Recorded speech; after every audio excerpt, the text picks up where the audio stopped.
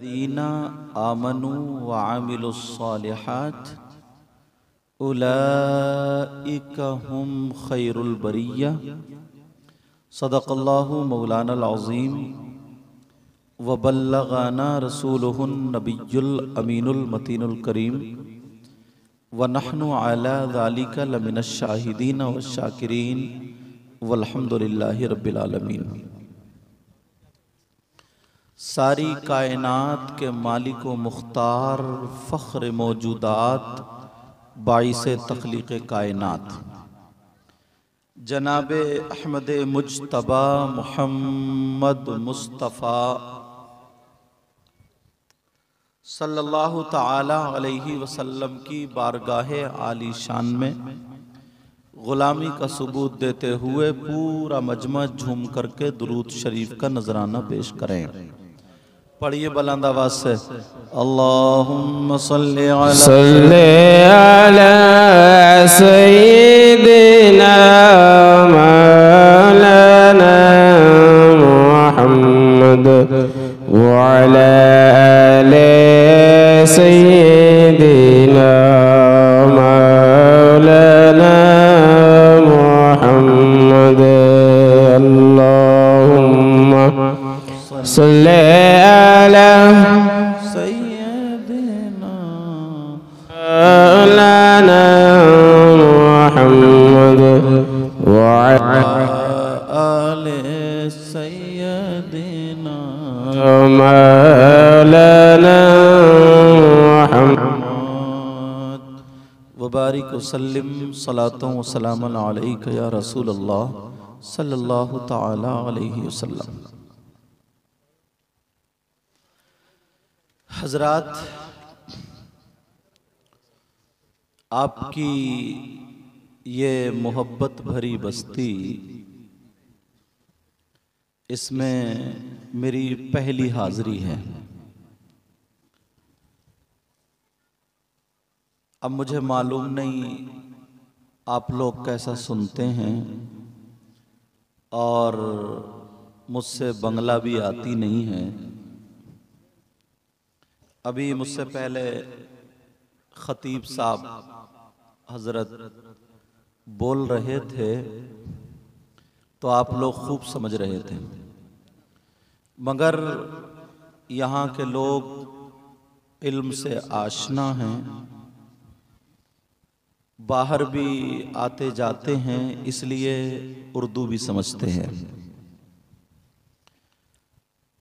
औरतें माएँ बहनें शायद कम समझ रही होंगी, मगर आजकल का ज़माना जो है ना वो मोबाइल का ज़माना है।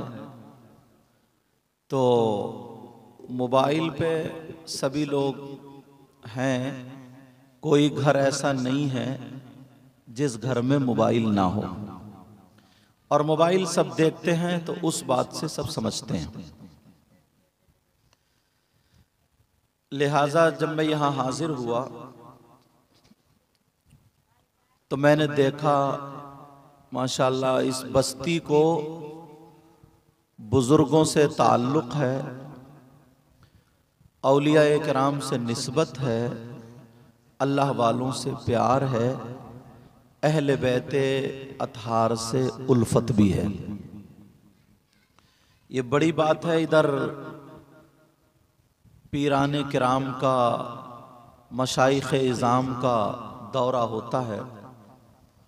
उन्हीं में से एक बाफैज़ शख्सियत ज़ात पीर तरीक़त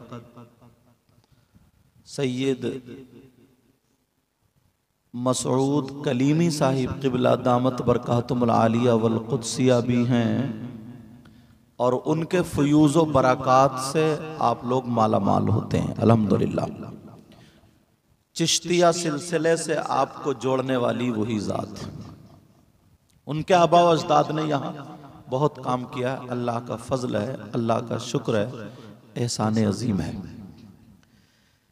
मैं भी हाजिर हुआ हूँ, या तो अपनी बात मैं हदीस शरीफ पर ला करके टेकूंगा इंशाअल्लाह, या फिर कुरान शरीफ की आयत पर ला करके टेकूंगा। जो बात कहूंगा जिम्मेदारी से कहूंगा, और जो बोलूंगा दावा करूंगा तो उसकी दलील भी दे करके जाऊंगा इंशाअल्लाह। ऐसा नहीं मैं उधर से इधर से सब फेंक फांक के चला जाऊं, ऐसा कुछ नहीं। इंशाअल्लाह जो बात भी कहूंगा। अब हम शुरू होते हैं और हदीस शरीफ का सहारा लेते हैं। दुरूद शरीफ पढ़ के गुफ्तगू का आगाज करते हैं। पढ़ें अल्लाहुम्मा सल्ली अला सय्यिदिना व मौलाना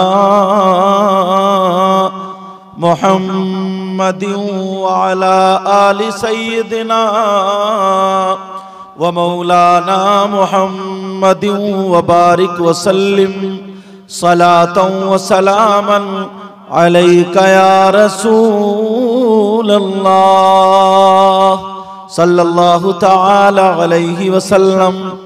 अल्लाह के रसूल सल्लल्लाहु ताला अलैहि वसल्लम इरशाद फरमाते हैं, खम्सुम मिनल गिबादा क़िल्लतुत तुआम वल क़ुऊद फिल मस्जिद वन नज़्रु इलल काबा वन नज़्रु इलल मुस्हफ। आका फरमाते हैं 5 चीजें इबादत में से हैं। कितनी चीजें बोलो? नंबर 1 क़िल्लतुत तुआम, कम खाना इबादत। क्या करना बोलो? और अपना क्या हाल है? कहीं दावत हो जाती है तो डोंगों की खैरियत रहती है क्या? बोलो। कहीं अच्छा खाना मिल जाए 2 लुक़मे कम खाते हो, ज्यादा खाते हो? आका फरमाते क़िल्लतुत तुआम, कम खाना इबादत। अगर 2 लुक़मे कम खाओगे तो नमाज में काहिली नहीं होगी, सुस्ती नहीं होगी, नमाज में थकावट नहीं होगी, आराम से नमाज पढ़ोगे। इसीलिए नबी फरमाते बीमार भी नहीं होगे, कम खाना इबादत। एक जुमला तो ये हो गया। नंबर 2 आका फरमाते 5 चीजें इबादत में से एक तो कम खाना इबादत। नंबर 2 वल क़ुऊद फिल मस्जिद, मस्जिद में बैठना इबादत। मस्जिद जाते हो? अरे बोल नहीं रहे हो, क्या बात? कहीं ऐसा तो नहीं है 8वें दिन चल रही हो? हमारे यहाँ सुन्नियों में ये बहुत कमी है, नारे इतने लगाएगा कि कूद कूद के नारे लगाएगा और नमाज एक टाइम की नहीं पड़ेगा। और जन्नत अपने अब्बा की।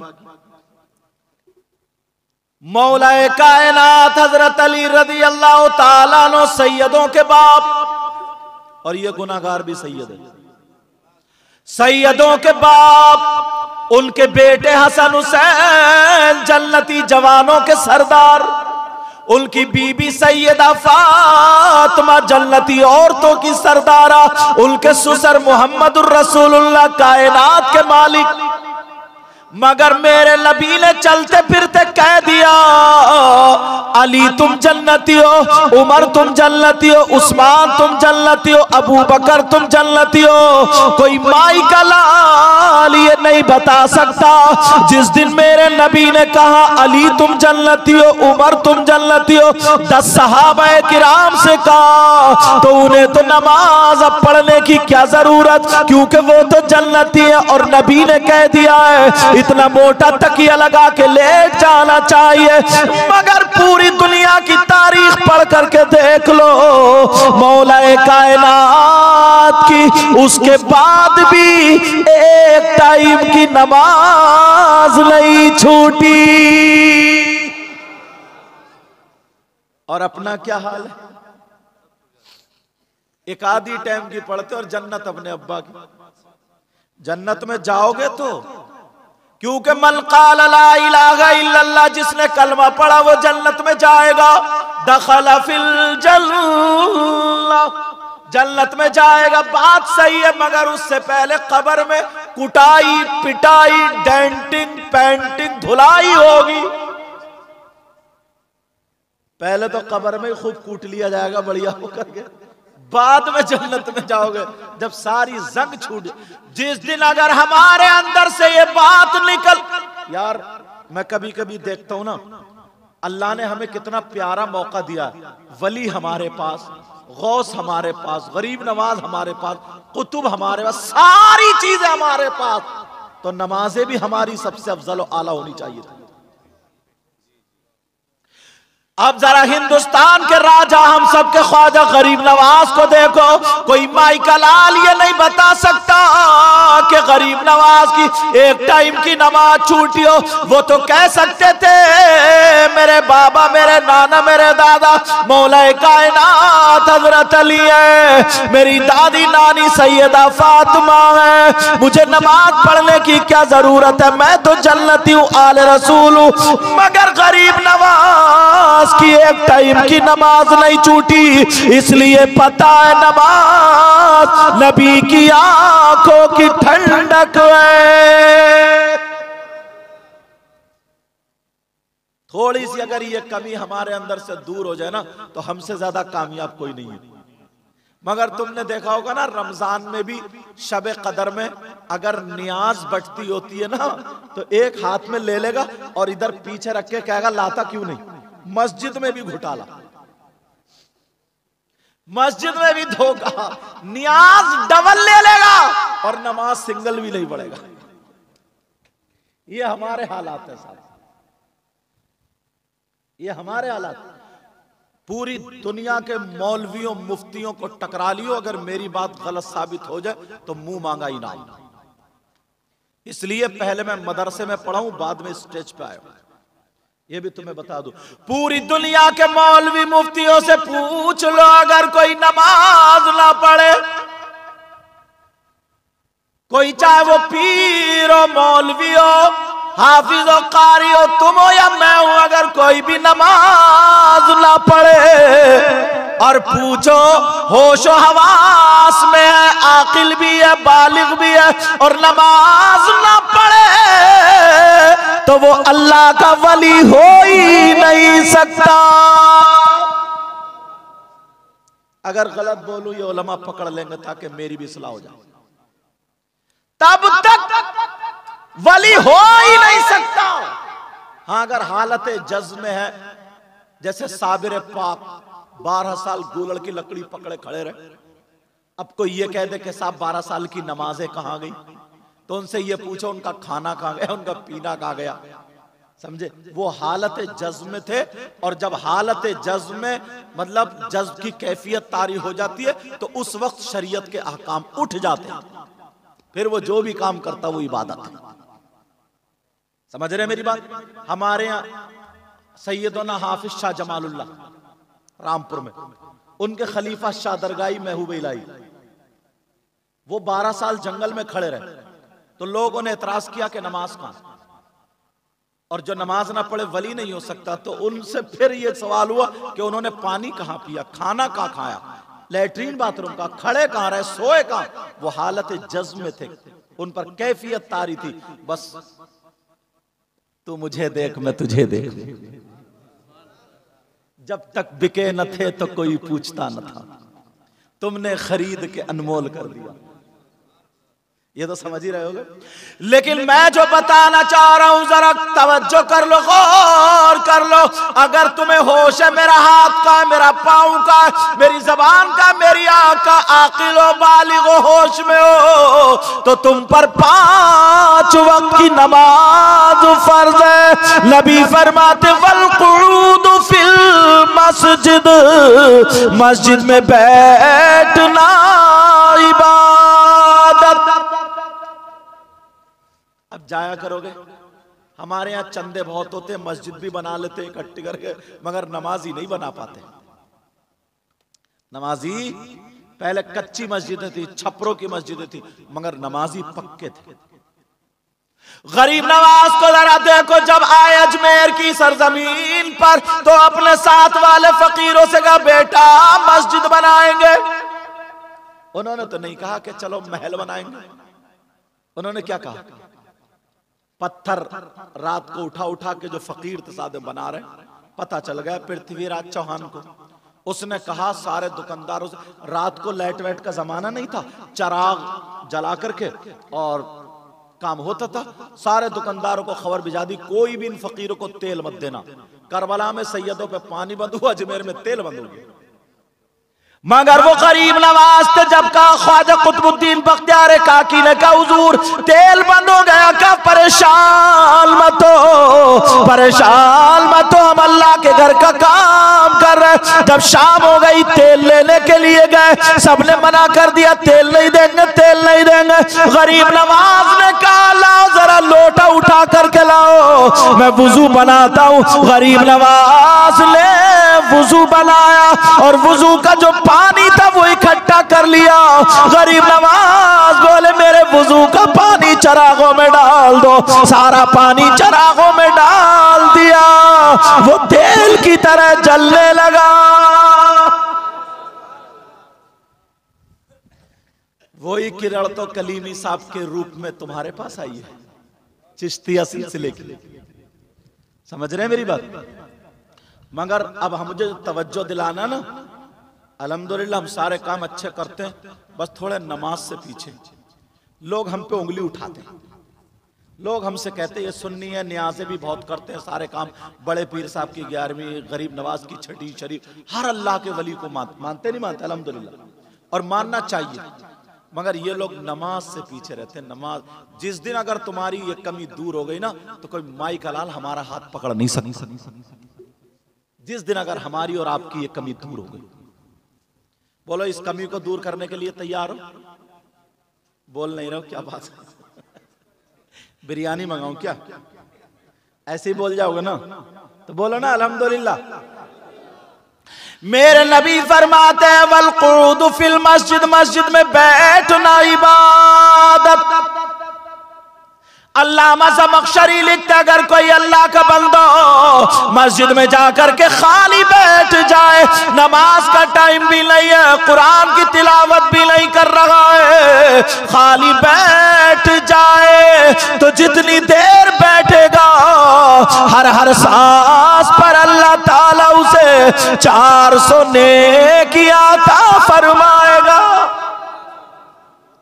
400 नेकियां अल्लाह। मगर ऐसा लगता है जैसे हमारे गोदाम भरे हुए, अब नेकियों की जरूरत ही नहीं है, नेकियों की। अच्छा अभी पीर उन्होंने हजरत ने नारा लगाया था ना कि दामन नहीं छोड़ेंगे, इससे बैठे बैठे मुझे एक बात याद आई। हम लोग कहते हैं बोलो नबी का दामन, सब लोग बोलो नबी का दामन, सहाबा का दामन, वलियों का दामन, सब यही कहते हैं ना नबी का दामन नहीं छोड़ेंगे। सच में नहीं छोड़ोगे, ईमानदारी से कह रहा हूं, देख लियो पकड़े जाओगे। बोलो नबी का दामन, सब नारा लगाते हैं, मगर आज तक तुम्हें किसी मौलाना ने नहीं पकड़ा। मैं बताता हूं मेरे नबी, हाँ बात नहीं, हाँ मेरे नबी आज से तकरीबन 1500 साल पहले हयात थे जाहिरी दुनिया में। 12 रबीउल अव्वल 20 अप्रैल सन 571 पीर के दिन सुबह सादिक के वक्त हमारे नबी मक्का शरीफ में पैदा हुए। तुम में से कोई है 1500-1400 साल का? नहीं है। कोई औरतें तो वैसे ही अपनी उम्र कम बताती है 50 की, पूछो कितने, बोली 35 में चल रही है। पता नहीं क्या मुसीबत है ये, बोलो होता नहीं होता। कोई भी नहीं है 1400 साल का। तो तुमने किसी ने हुजूर को देखा माथे की आंखों से, और हुजूर के दामन को देखा? कायदा कुल्लिया ये यहाँ पर अशरफिया में भी पढ़ के आए और दरियापुर में भी पढ़ के, मदरसे से पढ़ने वाले कायदा कुल्लिया ये, जो चीज देखी नहीं जा सकती वो पकड़ी भी नहीं जा सकती। जब तुमने नबी का दामन नहीं देखा तो फिर पकड़ा क्या? बोलो। अगर कोई तुमसे पूछ ले अल्लाह के बंदो 3 रोटी खाते हो 1.5 की अकल रखो, इतना झूठ बोल रहे हो जलसे में? बोलो नबी का दामन, कहां है दिखाइए। अरे हमने ये कपड़ा पकड़ लिया तो कहेंगे नहीं छोड़ेंगे, और अब कपड़ा हाथ में नहीं है और कहो नहीं छोड़ोगे तो बात झूठ होगी नहीं होगी? बोलो नबी का दामन कहां है? जवाब है तुम्हारे पास, कहां से जवाब दोगे? अगर इजाजत हो तो मैं दे दूं जवाब, लेकिन पक्का याद कर लियो, सबने यही कहा नबी का दामन नहीं छोड़ेंगे। दामन का मतलब ये नहीं है, ये दामन गौसे पाक का दामन, गरीब नवाज का दामन तुमने किसी ने देखा ही नहीं तो पकड़ोगे क्या? चलो सैयद साहब का, कलीमी साहब आए, उनका दामन पकड़ लो तो बात सच्ची है कि आप दामन नहीं छोड़ेंगे तो माना जा सकता है, तुम उनके जिंदगी में हो। लेकिन गरीब नवाज का देखा ही नहीं, तुम्हारे हाथों में नहीं, तो फिर पकड़ा क्या? क्यों नारे लगाते हैं हम झूठे? अगर कोई हमसे कहे क्या जवाब है तुम्हारे पास? हम सुन्नियों के पास हुड़दंगी बहुत है, बस जवाब कम है। सबने यही कहा नबी का दामन नहीं छोड़ेंगे, मैं भी कहता हूं नबी का दामन नहीं छोड़ेंगे। दामन से मतलब ये दामन नहीं है तो फिर कौन सा दामन है? हम कहते हैं ना नबी का दामन नहीं छोड़ेंगे, मतलब यह है नबी का तरीका। बोलो बोलो नबी का तरीका। अच्छा कोई ये कहे साहब हम कैसे मान लें? कभी कभी ज़र्फ बोल के मजरूफ मुराद लिया जाता है। ये रास्ता कहां को जा रहा है? कहां जा रहा? एक हाईवे जा रहा। कहां जा रहा बोलो? हाईवे। कितने दिन हो गए जा चलते हुए? कितने दिन हो गए चलते हुए? अरे बताओ ना, बहुत दिन हो गए ना, लेकिन बेचारा गया नहीं अभी तक, यही का यही है। समझे मेरी बात? लोग कहते हैं नदी चल रही है रुकी पड़ी है, तो नदी चलती है रुकी है? नदी नहीं चलती है, पानी चलता। कहते हैं यार रोड बहुत चल लिया भाई, रोड चलता है उस पे। यही मतलब है ज़र्फ बोल के मजरूफ मुराद लेना। तशबीह होती है, कभी कोई काला बच्चा है, नाक यहां निकली पड़ी है और मां प्यार में कह रही है वाह मेरे चांद, ले एक चांद ऊपर, अब ये भी चांद हो गया वो भी काला। जरा सोचने की बात है। किसी उस्ताद ने बच्चे से कहा वाह मेरे शेर, शेर के दुम होती है, इसके दुम कहां है? तशबीह। समझ रहे मेरी बात? तो अगर हम ये कहें नबी का दामन नहीं छोड़ेंगे तो मतलब ये नहीं है, मतलब ये है कि नबी का तरीका नहीं छोड़ेंगे। और आपने वायदा किया मुझसे नबी का दामन, मतलब क्या? नबी का तरीका। अगर जान देनी पड़े तो जान दे देंगे, बोलो दे दोगे? अगर गर्दन कटवानी पड़े तो कटवा दोगे, लेकिन नबी का दामन। और अगर माल देना पड़े दे दोगे? मंगा लूं छुरी, छुरी मंगा लूं, देख लियो। बोलो नबी का दामन। तो नबी के दामन का मतलब यह है कि नबी का तरीका नहीं छोड़ेंगे। और नबी का तरीका यह है कि मेरे नबी ने कभी नमाज नहीं छोड़ी, सिद्दीक अकबर ने नमाज नहीं छोड़ी, फारूक आजम ने नमाज नहीं छोड़ी, उस्मान गनी ने नमाज नहीं छोड़ी, मौला अली ने नमाज नहीं छोड़ी, हसन हुसैन ने नमाज नहीं छोड़ी, इमाम मोहम्मद बाकिर ने नमाज नहीं छोड़ी, ज़ैनुल आबिदीन ने नमाज नहीं छोड़ी, इमाम जाफर सादिक ने नमाज नहीं छोड़ी, इमाम मूसा कासिम ने नमाज नहीं छोड़ी, गरीब नवाज ने नमाज नहीं छोड़ी, ख्वाजा कुतुबुद्दीन बख्तियार काकी ने नमाज नहीं छोड़ी, हजरत निजामुद्दीन ने नमाज नहीं छोड़ी, तुम्हारे पीर साहब ने नमाज नहीं छोड़ी। तो इनका दामन ये कि नमाज ना छोड़ना। तुमने मुझसे वादा किया है मर जाएंगे मगर नबी का दामन नहीं छोड़ेंगे, मतलब ये कि आज के बाद नमाज नहीं छोड़ेंगे। मतलब यही तो हुआ। सोच रहे होगा यार बड़े बुरे फंसे हम तो, तुम्हें तो मीठी मीठी ना जर्दा खिलाया जाए, खीर खिलाई जाए, बिरयानी खिलाई जाए, और लोगों को ये सुन्नतें बहुत याद रहती है प्लेट साफ करने वाली,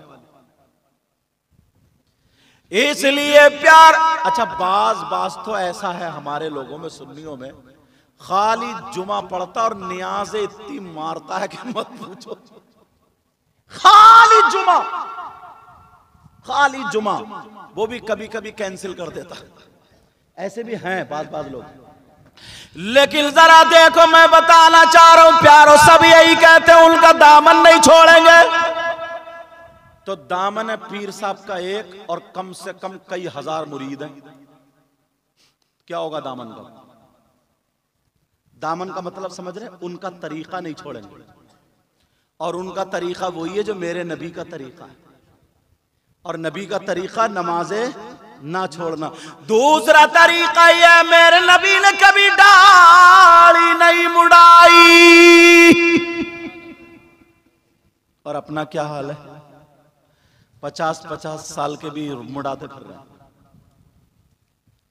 आका फरमाते वल कुऊद फिल मस्जिद, मस्जिद में बैठना इबादत। एक हदीस और सुनो, क़ाला क़ाला रसूलुल्लाह सल्लल्लाहु तआला अलैहि वसल्लम सलासा ला यदखुलूनल जन्ना अला कुल्ली वालिदैहि वद्दयूस व रजुलतुन निसा। मेरे नबी फरमाते, कोई मौलाना नहीं कहता, मुफ्ती साहब नहीं बोलते, नबी फरमाते। मेरी बात गलत हो सकती है, तुम्हारी गलत हो सकती है, मगर नबी की बात गलत, नबी की बात गलत। नबी फरमाते मेरी उम्मत में 3 किस्म के गुनाहगार ऐसे हैं जो जन्नत में नहीं जाएंगे। भाई हदीस मैंने पढ़ दी, सलासा ला यदखुलूनल जन्ना अल-आक़ु लिवालिदैहि वद्दयूस व रजुलतुन निसा। अरबी भी पढ़ता चल रहा हूं ताकि कोई ये ना कह दे अपनी तरफ से कह के चले गए। 3 लोग जन्नत में नहीं जा सकते। और नबी अगर जिसको जन्नत से रोक दें तो कोई पीर साहब जन्नत में नहीं ले जा सकते। अगर नबी जिसको जन्नत से रोक दें, उसकी नमाजें जन्नत में नहीं ले जा सकती, उसके रोजे जन्नत में नहीं ले जा सकते। अगर नबी जिसको रोक दें तो कोई माई का लाल जन्नत में नहीं ले जा सकता। मेरे नबी फरमाते ला यदखुलूनल जन्ना सलासा, 3 लोग जन्नत में दाखिल नहीं हो। बता दूं कौन कौन? कहीं ऐसा तो नहीं हम में से ही कोई ऐसा हो? अब मुझसे बंगला तो आती नहीं, एक लफ्ज याद हुआ बड़ी मुश्किल से। कहते नहीं, वो एक ऐसे मौलाना मिल गए, मैंने कहा तो वो बता रहे, बोले सर इसका मतलब ये अमार जन्नत दुआ करोवेन। गलत तो नहीं हो गया?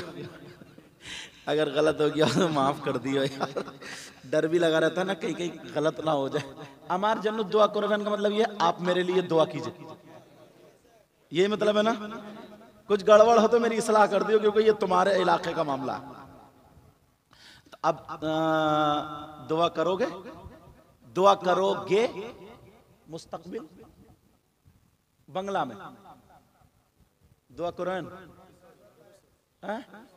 अच्छा भविष्य, चलो हाँ दुआ कुरान। अब बात ये चल रही थी जनाबे वाला 3 लोग जन्नत में नहीं जा सकते, ये कोई मौलाना नहीं कहता। नबी फरमाते हैं नंबर 1। अब मैं खोल रहा हूं, अब सब लोग अपने अपने गिरेबान में झांक के देखना। मुझे कहते नहीं है कि लोग यार बात बात दिल से बड़ा अच्छा होता। ये मुजफ्फर भाई हैं, कहां भाग गए? निकल गए क्या? अच्छा इन्हें इतनी प्यास लग रही है, मेहनत हम कर रहे हैं, पानी ये पी रहे हैं। चलो अल्लाह सलामत रखे। ये मुझे लेने गए ना वहां, तो इतने प्यार से इतने मोहब्बत से हजरत चाय पिए। मैंने कहा ना यार अखलाक, ये जरूर किसी अच्छे शख्स के पास बैठे। नंबर 1 जो जन्नत में नहीं जाएगा, औरतें भी सुन ले मर्द भी सुन ले, कौन जन्नत में नहीं जाएगा? अला कुल्ली वालिदैहि,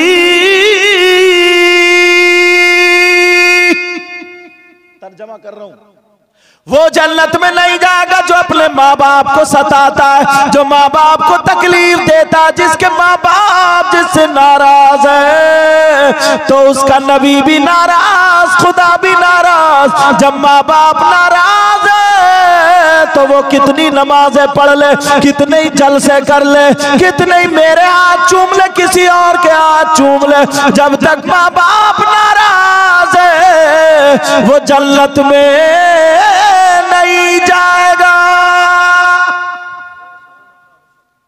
अब अपने हाल देख लो, और एक जगह हदीस में तो ला यक़बलुल्लाहु अज़्ज़ा वजल सरफन वला अदला, ये लफ्ज आया कि उसकी ना नमाज़ें कबूल, ना रोजा कबूल, ना ज़कात कबूल, ना हज कबूल, ना कुछ भी कबूल, कुछ कबूल नहीं। जिसके माँ बाप जिससे नाराज है।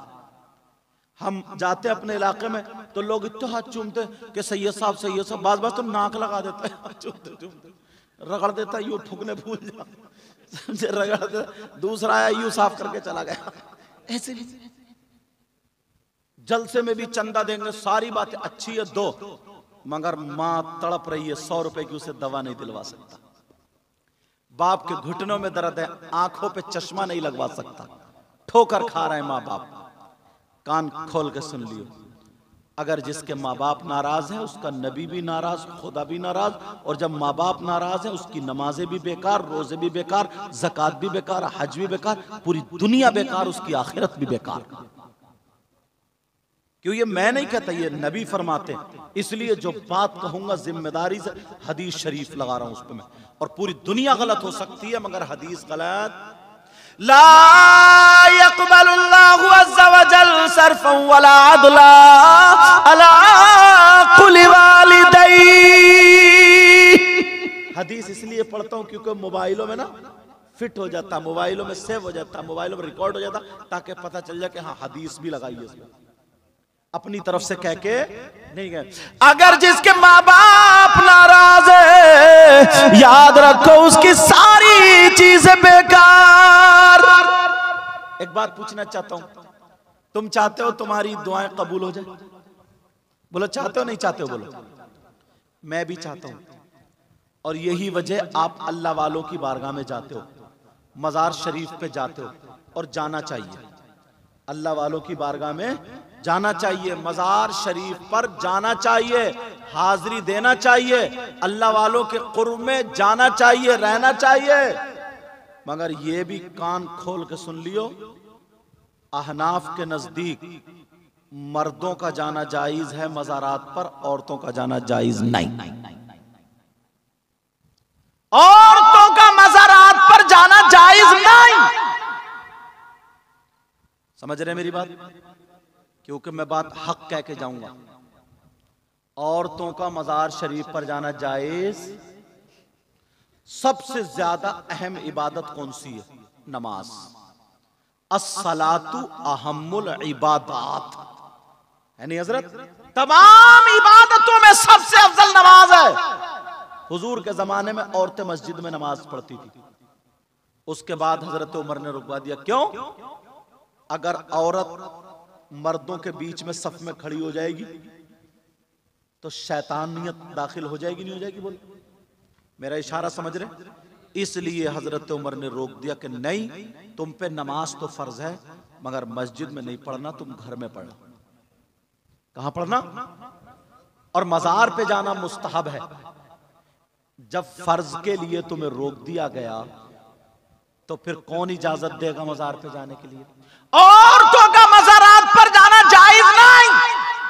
हाँ, अगर वो किसी अल्लाह वाले से मोहब्बत करती है तो ये भी सुन ले, वो अपने घर ही में अल्लाह वाले के लिए फातिहा पढ़े, दुआ मांगे। अल्लाह वाले को अल्लाह ने इतना पावर दिया है, वो उसके घर में भी मदद कर देगा। मांगो तो। मगर इस्लाम का तरीका यही है, औरतों का मज़ारात पर जाना जायज नहीं। यहां का मुझे पता नहीं, हमारे इलाके में इतनी औरतें जाती हैं मज़ारों पे, इतनी औरतें जाती हैं, आदमी कम और औरतें ज्यादा। और औरतें पछाड़े खा रही हैं, किसी पे भूत, किसी पे जिन, किसी पे हवा, किसी पे कुछ, और फिर लुटेरे पैदा होगा। लुटेरे पैदा हो गए, वो खाली मूली कहते हैं कि इस पे जिन है, इस पे भूत है, इस पे जादू है, इस पे यूं करा दिया, उस पे ये करा दिया, 2000 दो, 5000 दो, 10,000 दो। बाज मेरी बहन की कहीं ना कहीं, कैसे बोलूं, बच्चियां बैठी हैं, इज्जत पे आ बनती है। कई जगह ऐसा देखा गया है कि इज्जत तक पे हाथ डाल दिया है इन नालायकों ने। आपको क्या पता अभी, ये सीधी सादी है, भोली भाली है। किसी के अगर बच्चे नहीं हो रहे हैं तो ससुराल में उसे सब लोग परेशान करते हैं कि छोड़ दो दूसरी कर लो, छोड़ दो दूसरी कर लो। अब वो घूमती फिर रही है, पता चला ये आमिल साहब है, वो आमिल साहब है, ये आमिल साहब है, वो आमिल है। उन्होंने कहा तेरी कोख खिली हुई है, रान पे तावीज लिखा जाएगा, पेट के नीचे हिस्से पे तावीज लिखा जाएगा, माज़अल्लाह अस्तगफिरुल्लाह। उल्टे सीधे काम बता दिए कि इतने नींबू लिया, इतने अंडे लिया, मिर्चे लिया, ये लिया, तू लिया, नारियल लिया, हुआ रख दे, ऐसा कर दे, वैसा कर दे। वो बेचारी बहकावे में आ जाती है कि तो अच्छा आदमी होगा और गलत हरकत हो जाती है। अल्लाह माफ फरमाए। समझ रहे? अगर हाँ कोई अल्लाह वाला है, जैसे तुम्हारे यहाँ कलीमी साहब आते हैं, समझे, या कोई और अल्लाह वाले अगर बुजुर्ग आते हैं, तुम जाकर के अपने घर की शिकायत रखो कि हुजूर ऐसे ऐसे मामला, वो दुआ फरमा देंगे गरीब नवाज का वास्ता दे करके और अल्लाह वालों का वास्ता दे करके। तुम्हारे नसीब में तो अल्लाह ताला उनकी दुआओं से तुम्हारे घर में औलाद की शक्ल में फूल खिल जाएंगे। मगर किसी गैर के हाथ में बच्ची का हाथ मत देना। अगर दोगे तो तुम जानो, मेरा काम बताने का। औरतों का मज़ारात पर जाना जायज नहीं। एक बात और बताऊं, सुन लेना ये बात जरा तवज्जो से। इस गांव का क्या नाम है हजरत? कासिम नगर। इस कासिम नगर में कितने घर होंगे? कम से कम 200 होंगे, 400। सब मुस्लिम है और भी है? हाँ मुस्लिम है। कम से कम 400-500 घर है। 500 मान लो, 500 घर है। मैं गारंटेड बता रहा हूं, अगर 500 घर हैं, 500 घर में अगर 400 घर में लड़कियां हैं ना, तो उनकी बच्चियों पे मोबाइल जरूर होगा। 10-20 ऐसे होंगे जिनके घर में नहीं है, बाकी उनकी जवान बच्चियों पे मोबाइल। मुझे सिर्फ उस बच्ची से नहीं, उसके माँ बाप से 2-3 बातें करनी है। मुझे ये बता दो, हमने भाई तुम्हारी बहन बेटी तो मेरी बहन बेटी, इस्लामी रिश्ते की हमारी सबकी एक दूसरे की इज्जत बराबर, समझ रहे? और मैं अगर आप लोगों में नहीं बोलूंगा तो क्या पंजाबियों में जाऊं? मुझे इतना बता दो, ये जो हमारी जवान बेटियों पे मोबाइल है, और बाप को भी पता, माँ को भी पता, भाई को भी पता, सब पे जवान बेटियों पे मोबाइल है, मुझे इतना बता दो इन्हें मोबाइल की जरूरत क्या है? अगर किसी की बेटी पढ़ रही है, इस लायक है, उसे लैपटॉप रखने की जरूरत है रखे, टैबलेट रखने की जरूरत है रखे, मोबाइल रखने की जरूरत रखे, मगर सब पढ़ रही है क्या? ये जवान बेटियों को मोबाइल देने की जरूरत क्या है? किससे बात करेगी? कहां बात करेगी? हिंदुस्तान के हालात देखो, ना जाने कितनी बेटियां गैरों के साथ निकल गई, कितनी बच्चियां मोबाइल के जरिए दूसरों से टच हो गई। मैं पूछना चाहता हूं, हमने जो बेटी को मोबाइल दिया है, इसे मोबाइल की जरूरत क्या है? बाप से पूछूंगा, बताओ क्या फैक्ट्री चल रही है? क्या लड़कियों के कारखाने चल रहे हैं? हवाई जहाज चल रहे हैं? ट्रेनें चल रही हैं? बसें चल रही हैं? ट्रेनें चल रही हैं?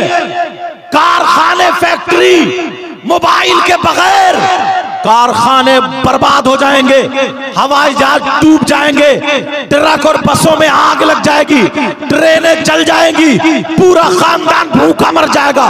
मुझे बताओ, ये बेटियों को जो मोबाइल दिया है, इन्हें मोबाइल देने की जरूरत क्या है?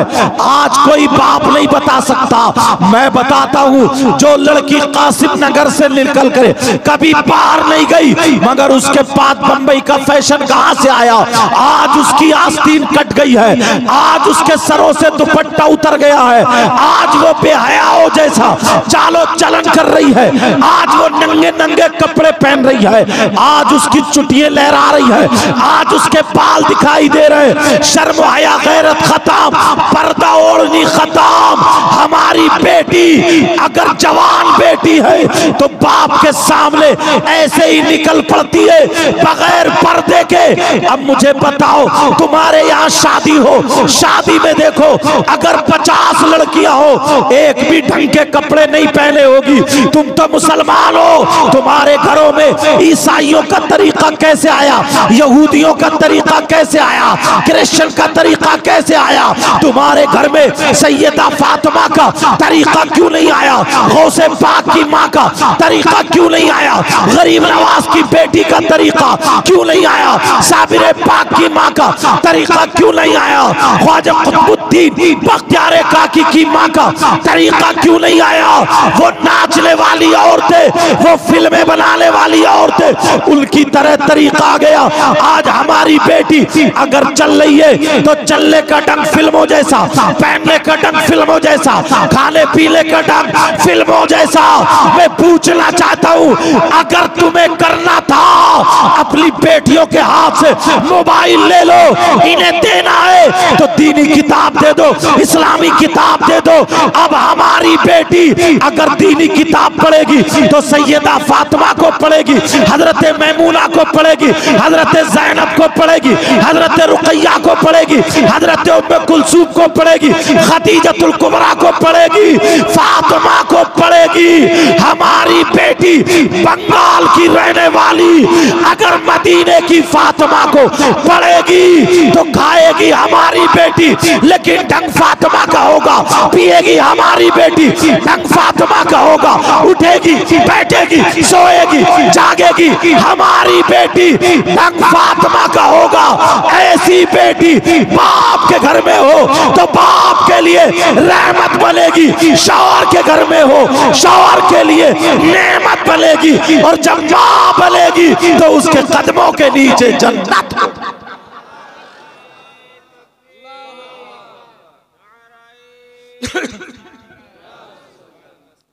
कहीं मैं ज्यादा तेज तो नहीं बोल गया?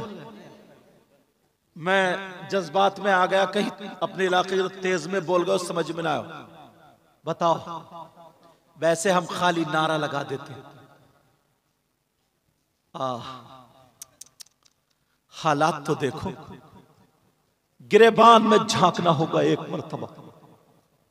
अल्लाह फरमाता, या अय्युहल्लज़ीना आमनू कू अंफुसकुम व अहलीकुम नारा। ए ईमान वालो, आपसे कह रहा अल्लाह ताला, ए ईमान वालो, अपने आप को और अपने घर वालों को जहन्नम की आग से बचाओ। कौन आएगा हमारी बेटी को दुपट्टा उड़ाने? मुफ्ती साहब आएंगे, पीर साहब आएंगे, आलिम साहब आएंगे? नहीं, ये बाप की जिम्मेदारी और मां की जिम्मेदारी। किसकी जिम्मेदारी है? मां बाप की जिम्मेदारी है। और ये जो मकतब खोला गया ना, ये मकतब नबी ने फरमाया सबसे पहला मदरसा मां की गोद है। और एक बात और बता दूं, सुन लेना, तुम लोग समझ रहे होगे शायद मैं उनमें कहने खुदा खुदा दूं, करामतें सुना सुना के एकदम जन्नत के दरवाजे पे खड़ा करके आ जाऊं। नहीं, गिरेबान में झांको, अपने आप को देखो तो पता चलेगा हम कितने पानी में। तुम्हें अपनी कब्र में अपना हिसाब देना होगा।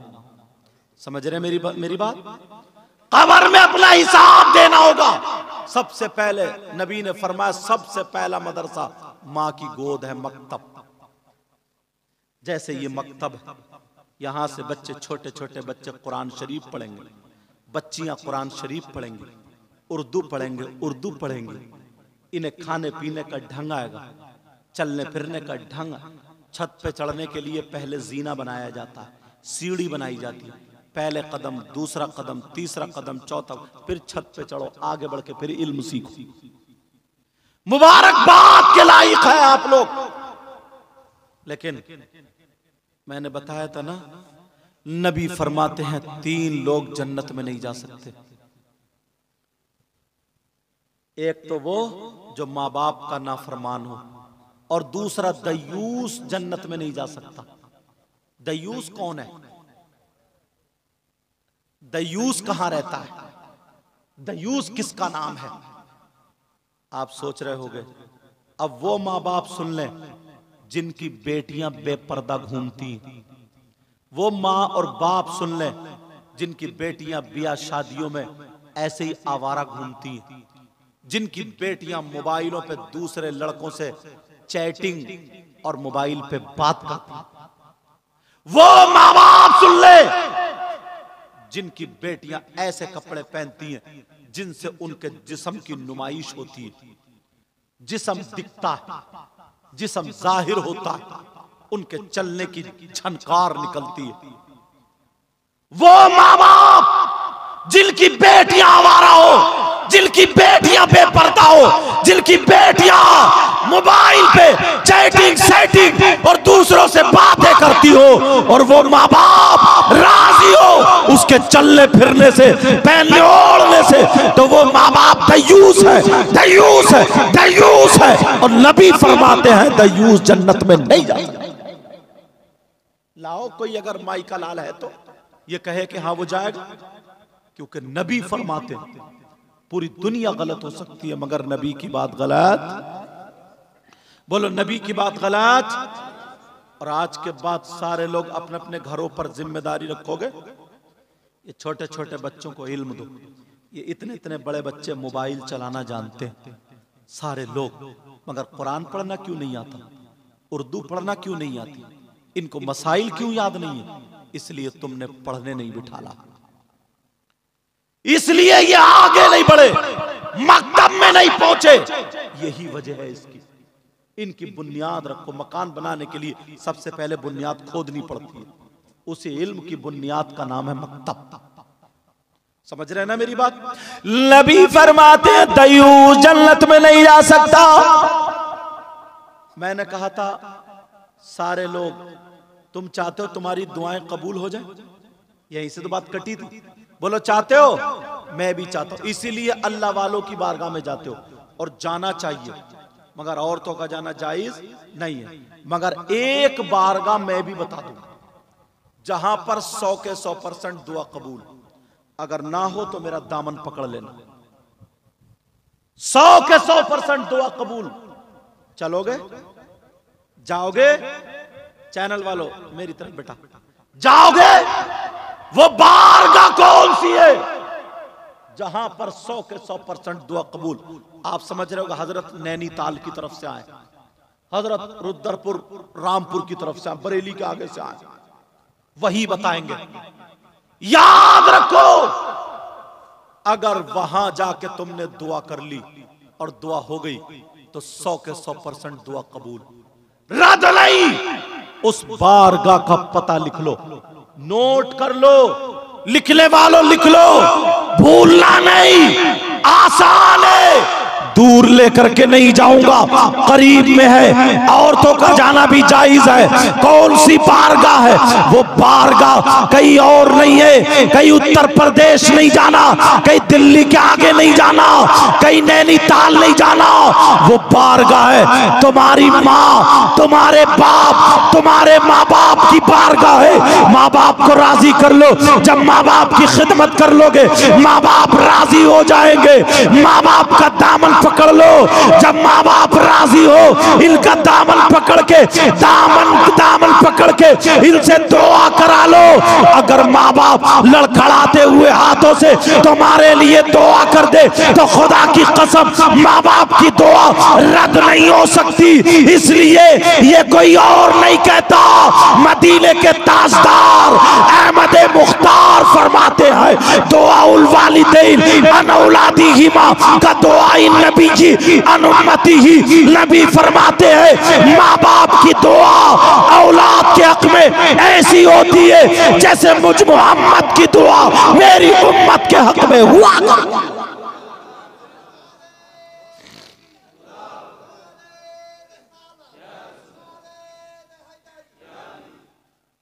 मगर लोग हैं इस तरफ तवज्जो ही नहीं। अल्लाह इतने मजमे में एक बात और उठाता हूं, इतने मजमे में कासिमपुर, कासिम नगर के बंगाल में है ना, ये कासिम नगर के बंगाल के गयूर मुसलमानों, तुम्हारे पूरे गांव में कोई शख्स ऐसा आ जाए कि जो किसी का इंतकाल हो जाए और वो उस मरे हुए का गोश्त नोच नोच के खाए, तो तुम उससे दोस्ती करोगे? तुम्हारे गांव में कोई ऐसा है? नहीं है ना?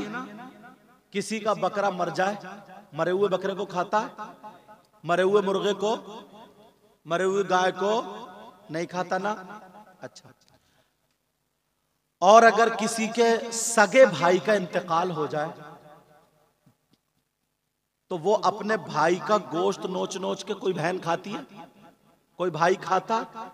और अगर कोई खा ले तो इससे ज्यादा बुरा कोई हो सकता है? इससे ज्यादा खराब, जलील, नकारा, बुरे से बुरे से बुरे से बुरा, सबसे बुरा यही है। और मेरे पास इससे आगे गाली नहीं है। अगर तुम्हारे गांव में कोई ऐसा आ जाए, उससे दोस्ती करोगे? रिश्तेदारी करोगे? गले में हाथ डाल के घूमोगे? उसे दस्तरखान पे खाना खिलाओगे? और अगर तुम में से कोई हो तो तौबा करोगे? बोलो, तुम में से यहां इतने लोग हैं तो इनमें से कम 50 लोग ऐसे हैं। डर गए? आप लोग सोच रहे होगे यार कौन है ऐसा? और औरतों में तो और ज्यादा, जो अपने मरे हुए भाई का गोश्त खाए। कोई कहेगा यार ये हजरत पहली मर्तबा है, कौन से मौलाना को बुला लिया, कैसी बात कर रहा है? किससे पूछवाऊं, हजरत से, इमाम साहब किबला से? नहीं। कोई ये भी कह सकता मैं इनकी नहीं मानता, सदर साहब से, आप सदर ना, आज जो भी हो, मतलब कैशियर, अभी लिखने वाले के तौर कातिब, इनसे कहा नहीं। और भाइयों से नहीं। किसी मुफ्ती साहब से, उनकी बात भी गलत हो सकती है। फिर किससे पूछूं? ऐसी जात, ऐसी चीज से पूछूंगा कि कोई माइका लाल कह ही नहीं सकता कि ये गलत है। कौन है वो? बताऊं? नाम लेके बताऊं ऐसे ही? डर गए। मुझे तो तुम्हारे इनके मुजफ्फर अली का नाम याद और किसी का नाम याद नहीं, क्योंकि ये मेरे साथ कार में आए और डबल चाय पिलाई इन्होंने मुझे। अल्लाह बरकत अता फरमाए। चाय भी शानदार, और कितने प्यार से बोले हजरत यहाँ का समोसा बहुत शानदार होता है, समोसा खाएंगे। मैंने चेहरा देखा, मैंने कहा ये खिलाना चाह रहा है। मैंने कहा ठीक है मंगा लो। तो 3 समोसे हम 3 लोगों के लिए और 15 समोसे अपने घर के लिए पैक करा के लाएंगे। पूछो, अब मुझे लगता है रात भर ये बैठ के खाएंगे। चलो, तो कौन है वो? किससे पूछोगे? कुरान से पूछो, अल्लाह के कलाम से पूछो। क्या कुरान गलत हो सकता है? कुरान का हर हर लफ्ज सच्चा, कुरान का हर हर हर्फ सच्चा, एक एक नुक्ता सच्चा। और अगर कुरान को कोई गलत माने तो मुसलमान हो सकता है? कुरान को कोई झूठा माने तो मुसलमान हो सकता है? कुरान के किसी हर्फ को झुटलाए तो मुसलमान हो सकता है? कितनी बड़ी दाढ़ी हो, कितनी बड़ी पगड़ी हो, कितनी नमाजें पढ़ता हो, कुरान को गलत माने तो मुसलमान हो सकता है? अब मैं कुरान से दलील दूंगा, कुरान की आयत पढ़ूंगा सबके सामने। मोबाइल में तर्जमा देख लियो, गलत हो तो सबके सामने तौबा, क्योंकि जो बात कह के जाऊंगा पक्की। कौन है वो जो अपने मरे हुए भाई का गोश्त खाता है? मर्दों में 50%, औरतों में 60 बल्कि 70%। औरतें कहती हैं छी छी छी, बाज बाज तो गोश्त खाती भी नहीं है। और मरे हुए भाई का गोश्त, लेकिन कुरान की आयत पढ़ूंगा, बिस्मिल्लाहिर्रहमानिर्रहीम, वला यग़्तब बादुकुम बादा अयुहिब्बु अहदुकुम अयअकुला लहमा अखीहि मैतन फकरिहतुमूह। पूछो आयत है कि नहीं? ये लोग सब पढ़े, पूछो। और तुम भी इतना तो जानते ही हो, अब इसका तर्जमा कर रहा हूं बड़ा आसान करके।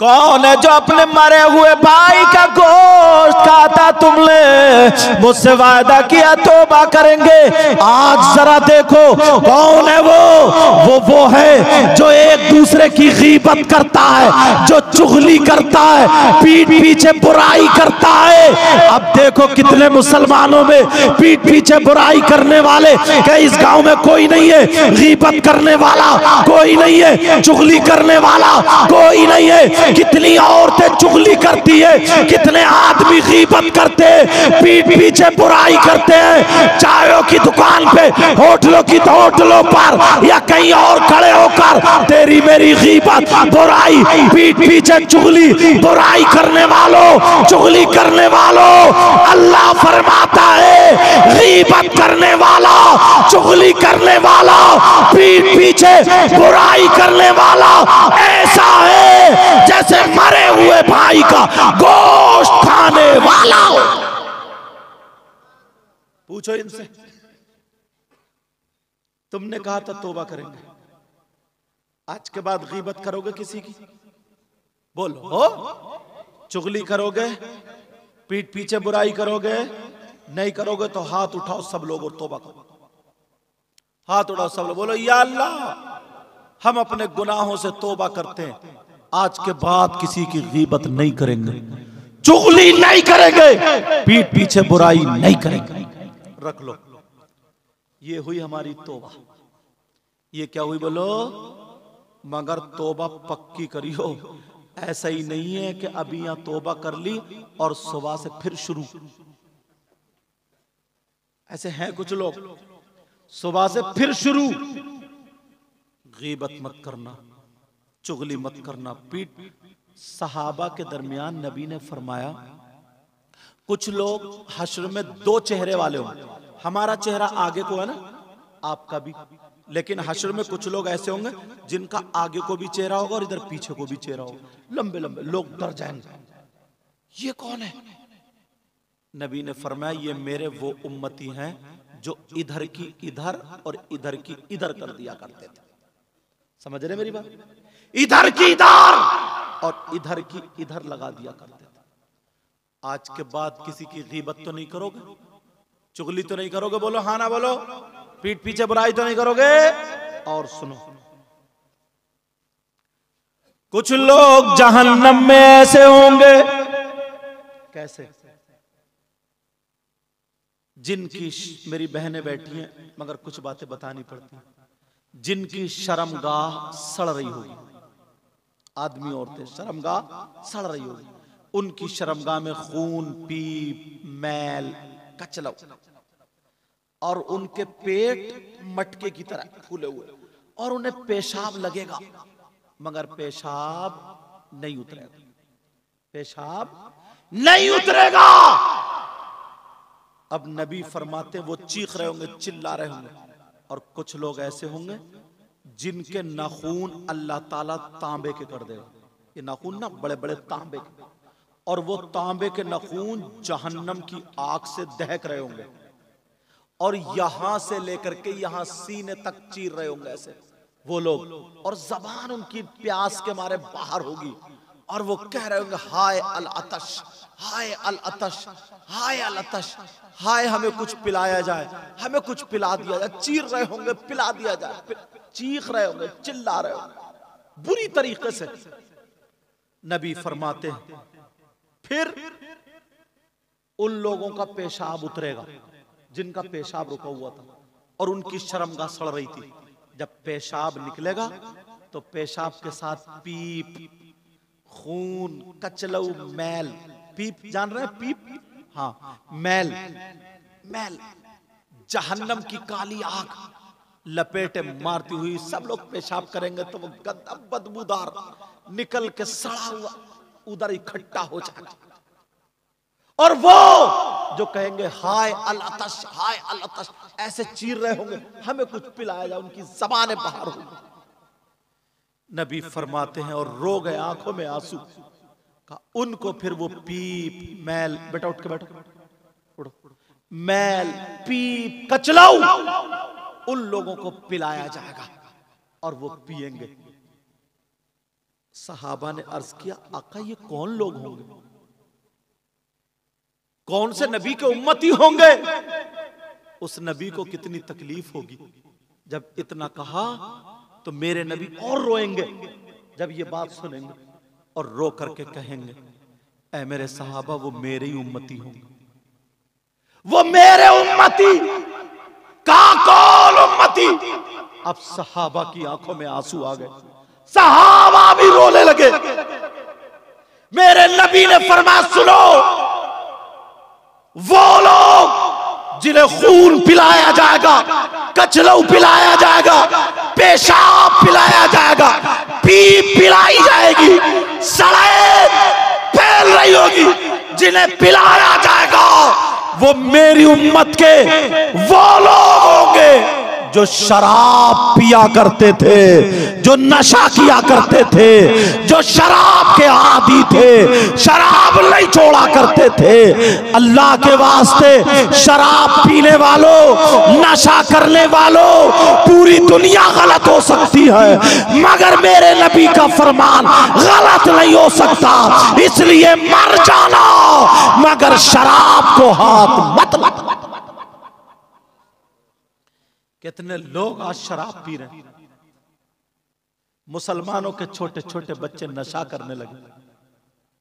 तुम्हारे यहां नहीं, जाकर के देखो, ऐसे लोग शादी में शराब पी पी करके डांस कर रहे हैं, नाच रहे हैं, नशे के कैप्सूल खा रहे हैं। अस्तगफिरुल्लाह अस्तगफिरुल्लाह, या अल्लाह मेरी तौबा, हम सबको नशे जैसी बुरी चीज से बचा दे। और सुनो, ये दो चीजें हो गई, तीसरी एक चीज और बता रहा हूं। असल में कुछ मसले ऐसे होते हैं ना जिन्हें अगर बयान करने दिल भी नहीं चाहता, क्योंकि भाई भी बैठे हैं, बहन भी बैठी है, मगर बात ऐसी होती है कि पहुंचाना जरूरी होता, पहुंचाना जरूरी होता। मुझे बताओ, वो सगा बेटा कितना बड़ा नालायक होगा, कितना बड़ा गंदा, कितना बड़ा गंदा गंदा गंदा होगा। कौन? जो अपनी सगी मां पर गलत नजर डाले। मेरा इशारा समझ गए? मेरी बात समझ गए आप लोग? जो अपनी मां के साथ, सगी मां के साथ गलत हरकत करे, वो बेटा कितना बड़ा जलील, कितना बड़ा नीच, कितना बड़ा जालिम और बुरा होगा। इससे कोई बुरा हो सकता? तुमने देखा आज तक कोई है ऐसा? मर जाएगा। मगर जिस मां ने पैदा किया, जिस मां ने 9 महीने पेट में रखा, जिस मां ने अपना दूध पिलाया और उसके साथ गलत हरकत करे, आज मुसलमानों में 5% हो गए। इजाजत हो तो बताऊं? कोई भी बात अपनी तरफ से नहीं कहूंगा, या तो हदीस या कुरान की आयत। मेरी जो तकरीर होती है ना, ये नहीं चाहता हूं कि हर 2 मिनट पे नारे लगा दूं, इन्हें भी खुश करूं, इन्हें भी खुश करूं, इन्हें भी खुश करूं। नहीं, अल्लाह और रसूल को खुश करने के लिए, राजी करने के लिए तकरीर करता हूं, ताकि हमारी कौम के अगर 2 बच्चे भी सुधर गए, मेरा नजराना वसूल होगा। कब तक मैं तुम्हें खुश करता रहूंगा, इन लोगों को खुश करता रहूंगा। इसी हंसी मजाक टिट्टे में, चुटकुलेबाजी में जल से होते हैं, इतना चंदा होता, सब कुछ होता, और कोई मकसद नहीं निकलता, कोई हल नहीं निकलता, पब्लिक को कुछ मिलता नहीं, हुआ करके चले जाते हैं। एक एक पैसे का हिसाब किताब होना। कौन है वो जो अपनी मां के साथ गलत हरकत करने जैसा? अल्लाह, एक एक मौजू पे कई कई घंटे बोल सकता हूं, मगर आखिरी दर्जे की हदीस सुनाता हूं। कितना बड़ा जालिम होगा। तुमने नाम सुना होगा सूद और ब्याज का। यहां सूद बोलते हैं ना हजरत, सूद जानते हैं, और ब्याज भी, दोनों समझते हैं ना? ठीक है। सूद और ब्याज का कारोबार कितने लोग कर रहे हैं आज। पैसे दे दिए, किसी के बच्ची की शादी है, पैसे वाला 10,000 दे दिए, फसल में 12 लिए, 50 दे दिए, 60 लिए। 1,00,000 दी, 1,20,000 ये 10 लिए। सूद का कारोबार करने वालों, रुपया खाने वालों, पैसा करने वालों, सुनो, मेरे नबी फरमाते सूद और ब्याज इस कोने से लेकर के इस तक कम से कम 100 फूल होंगे एक अंदाजे में, ठीक, वो ये पूरे 100 फूल। नबी फरमाते सूद और ब्याज का जो गुनाह है उस गुनाह के 70 हिस्से हैं। कितने? और एक हदीस में 73 का जिक्र भी आया, लेकिन 70 वाली बता दूं, 70 हिस्से। इतना बड़ा, इतना बड़ा, इतना बड़ा, इतना बड़ा, इतना बड़ा, इतना बड़ा, इतना बड़ा, उतना बड़ा, सबसे छोटा वाला उधर, फिर बड़ा, फिर बड़ा, फिर बड़ा, फिर बड़ा, फिर बड़ा, फिर और सबसे बड़ा। 70 हिस्से सूद और ब्याज का जो गुनाह है, उस गुनाह के पाप के 70 हिस्से है। सबसे बड़ा वाला, छोटा वाला, सारे के सारे गुनाह उसी सूद के हैं। आमना के लाल फरमाते हैं, नबी फरमाते हैं, इन 70 हिस्सों में सबसे छोटे वाले हिस्से का गुनाह और पाप ऐसा है जैसे सगे बेटे का मां के साथ जिना, सगे बेटे का मां के साथ जिना करना। माज़अल्लाह, जब छोटे वाले का गुनाह ऐसा तो फिर और बड़े वालों का कितना होगा। आज लोग बड़े अड़ल्ले तड़ल्ले से खा लेते हैं, पी लेते हैं, सो लेते हैं। एक मजार शरीफ पर जब मैं गया हाजिरी देने के लिए, अल्लाह माफ फरमाए, तकरीर थी मेरी, पहना बैठा था एक मुजाबिर, सुन लियो जरा तवज्जो से, और वो कई अंगूठी पहने हुए, एक अंगूठी 4.5 माशा की, एक ही नक्की चांदी की पहनना जायज, वो कई अंगूठी पहना हुआ, और सुल्फा होता ना, सुल्फा, सुल्फा समझ रहे, चरस, गांजा, नशे की चीज, वो चिलम में रख के और ऐसे पी रहा था, खूब पी पी कर मार दे हक अली, धुआं मार और कह हक अली, तोबा तोबा, अस्तगफिरुल्लाह, हजारों मर्तबा अस्तगफिरुल्लाह। मौलाए कायनात हजरत अली का नाम किससे जोड़ रहा? मेरे अली के शहजादे। सिर्फ यजीद ने इतना तो ही कहा था कि मेरे हाथ में हाथ दे दें, बैत कर लें, सब कुछ बच जाएगा, आराम से रहो। मगर हुसैन पाक ने हाथ में हाथ नहीं दिया। क्यों? यजीदी शराबी था, यजीदी बेनमाजी था, यजीद शरीयत मुस्तफा से हटा हुआ था, हलाल हराम में तमीज नहीं करता था। हुसैन ने अपने बच्चे देना गवारा कर लिया, हाथ नहीं दिया, जवानों को देना गवारा कर लिया, हाथ नहीं दिया, अब्बास के बाजू कट गए, हाथ नहीं दिया, खुद शहीद हो गए, हाथ नहीं दिया, दुनिया वालों को बता दिया, दिखा दिया, हुसैन अपने नाना के दीन पर इतना कायम है, जान दे सकता है मगर शरीयत के खिलाफ कदम नहीं उठा सकता। और ये कैसा नालायक इंसान। औरतें पांव दबा रही हैं, औरतें बैठी है, मेला लगा पड़ा है, और ये धुआं मारो के हक अली हक, तन बदन में मेरे आग लग गई। इसे हजरत अली से कोई वास्ता नहीं। हम इमाम मूसा काजिम की औलाद में से, समझ रहे, इमाम मूसा काजिम, उनके बाप इमाम जाफर सादिक है, उनके बाप इमाम मोहम्मद बाकिर है, उनके बाप इमाम ज़ैनुल आबिदीन, उनके बाद उनके बाप इमाम हुसैन है। समझ रहे मेरी बात? अब सुनो, दूसरा सिपारा सूरह बकर, आयत है वयसअलूनका अनिल खम्रि वल मैसिर कुल फीहिमा इस्मुन कबीर। कुरान में जाकर के देख लेना, उठा के देख ले घर में जाकर, जिसका बाप जिंदा वो हरामी कैसे? कुरान में देखो, हजरत अली की शान तो देखो यार। इस आयत के तहत शान नुजूल में हजरत अली का एक वाकया लिखा है, बता दूं हजरत अली का वाकया।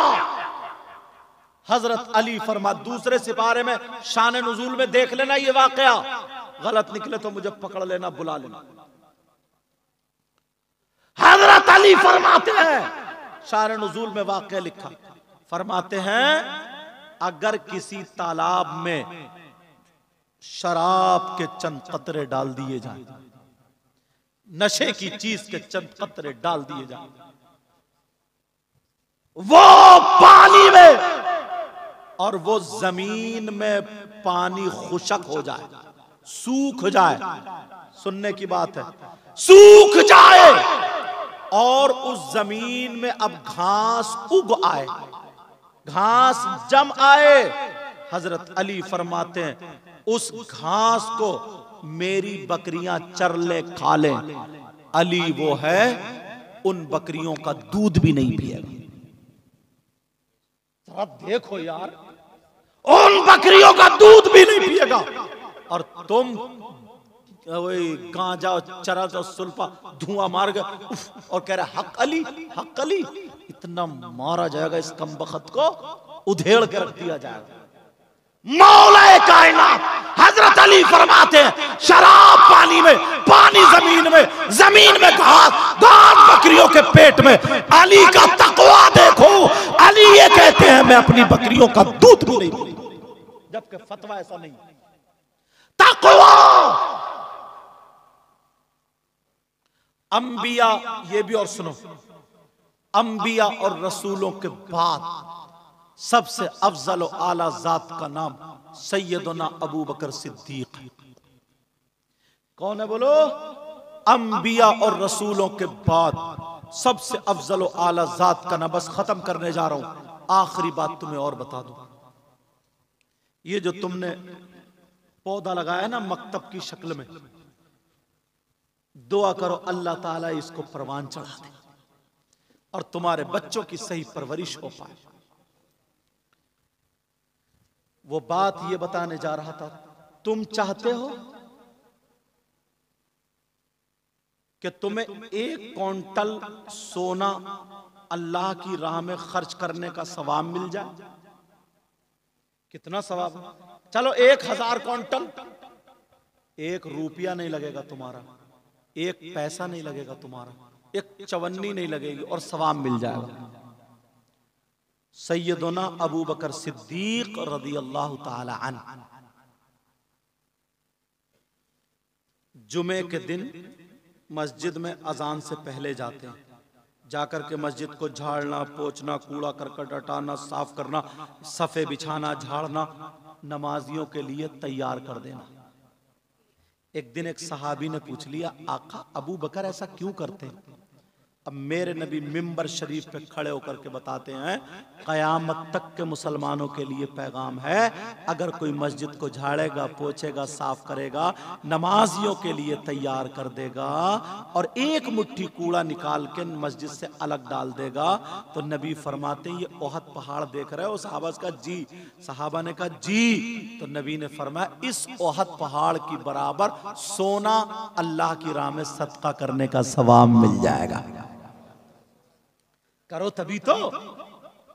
मगर मस्जिदों से हम दूर हो गए, नमाजों से हम दूर हो गए। वैसे कहते हैं कामयाबी नहीं है, खैर और बरकत नहीं है, यूं नहीं है, तू नहीं है। तुम्हारा मजहब इतना प्यारा मजहब है ना, इतना प्यारा मजहब है, मालूम है अजान होती है अब से नहीं 1500-1400 साल पहले से, अल्लाहु अकबर, अल्लाहु अकबर, अल्लाह सबसे बड़ा, अल्लाह सबसे बड़ा, अशहदु अल्ला इलाहा इल्लल्लाह, मैं गवाही देता हूँ अल्लाह के सिवा कोई माबूद नहीं, अशहदु अन्ना मुहम्मद रसूलुल्लाह, मैं गवाही देता हूँ बेशक मोहम्मद अल्लाह के रसूल है।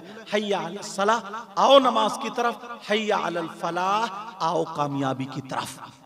और तुम जा रहे हो दुकान की तरफ, तुम जा रहे हो खेत की तरफ, इधर मस्जिद से मौज़िन साहब ऐलान कर रहा आओ कामयाबी की तरफ, आओ कामयाबी की तरफ, आओ। कोई भी ऐसा नहीं है जो कामयाब हुआ और उसने मस्जिद का दरवाजा छोड़ा। सारे कामयाब वाले, उनकी हिस्ट्री उठा करके देखो, वो मस्जिद से ही निकले। कहां से निकले बोलो? मस्जिद से। हमारे हाथ में दोनों लड्डू हैं, नियाजी भी हम हैं और नमाजी भी हम होंगे इंशाअल्लाह। बोलो, नियाज करने वाले भी हम हैं और नमाज पढ़ने वाले भी बोलो हम हैं। बोलो इंशाअल्लाह इंशाअल्लाह इंशाअल्लाह। मैंने कुरान की आयत पढ़ी थी, इन्नल्लज़ीना आमनू, बेशक वो लोग जो ईमान लाए, व अमिलुस्सालिहात, और जिन्होंने अच्छे काम किए, उलाइका हुम खैरुल बरिया, यही वो लोग हैं जो अल्लाह की मखलूक में सबसे बेहतर हैं। इसमें जो गलती हो गई हो सबको गवाह बना करके तौबा करता हूं। आप भी मेरे साथ में तौबा करिए, पढ़िए अस्तगफिरुल्लाह रब्बी मिन कुल्ली ज़ंबिन व अतूबु इलैह। कलमा शरीफ पढ़े, ला इलाहा इल्लल्लाहु मुहम्मदुर रसूलुल्लाह व मा अलैना इल्लल बलाग।